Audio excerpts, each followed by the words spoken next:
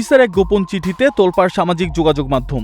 রাজধানীর মতিঝিল, পল্টন থেকে শুরু করে ডেমরা ও সবুজবাগ থানায় আকস্মিক এক বিশেষ বার্তা পাঠিয়েছে পুলিশের city special branch CSB.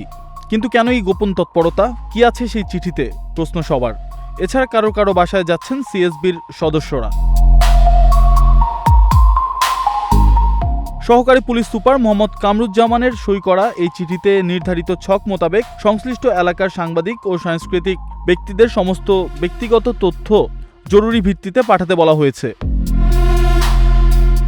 Special ব্রাঞ্চের এই কর্মকর্তার চিঠিতে স্পষ্ট উল্লেখ রয়েছে, একটি বিশেষ সূত্রের প্রেক্ষিতেই এই তালিকা তৈরি ও তথ্যের সংগ্রহের নির্দেশ দেওয়া হয়েছে। এই আদেশের চিঠিটি সামাজিক যোগাযোগ মাধ্যমে ফাঁস হওয়ার পর থেকেই সাংবাদিক সমাজ ও সাংস্কৃতিক অঙ্গনে তীব্র ক্ষোভ এবং নানা গুঞ্জনের সৃষ্টি হয়েছে। অনেকেই প্রশ্ন তুলছেন, স্বাধীন দেশে কেন হঠাৎ গণমাধ্যম কর্মী আর সাংস্কৃতিক কর্মীদের ডাটা এভাবে সংগ্রহ করা হচ্ছে? এটা কি কোনো প্রচ্ছন্ন নজরদারি নাকি অন্য কিছু? বাসায় গিয়ে সিএসবির সদস্যদের নানা প্রশ্নে বিব্রত বোধ করছেন অনেকেই।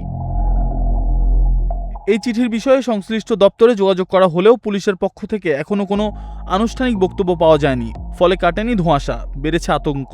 রাষ্ট্রের সুরক্ষার দোহাই নাকি গণমাধ্যমের কণ্ঠরোধের পুরনো ছক? পুলিশের এই বিশেষ নির্দেশনার আসল উদ্দেশ্য কি? প্রশ্ন অনেকের।